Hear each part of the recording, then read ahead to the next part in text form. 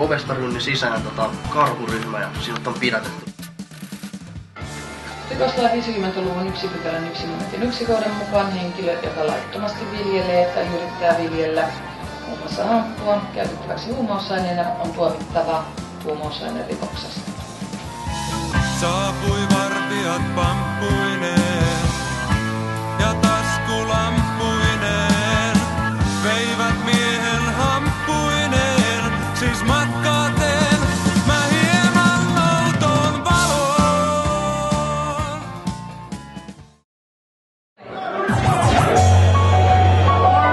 Kaikille kopikasvattajille. Välillä näin, mutta välillä on niitä ymmärtämättä. Tuun himaan ja avaan oven. Kädes kebabit ja maitosiet murtanut salaoven. Kädet esiin, siinä vaarallinen hampuusi. Jos kerrot missä on huumeet, saat pitää sun lamppusi. Miten sun levy on myynyt muuta?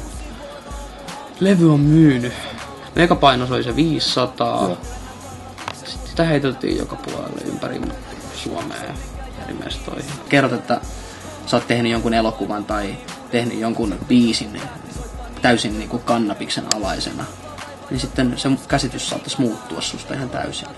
Mutta mikä se muuttaa nykyään?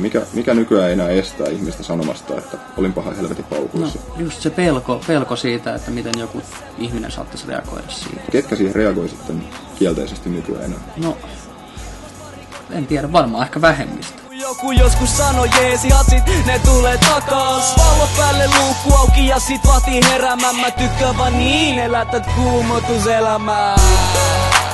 Kuumotuselämää. No niin, morjesta.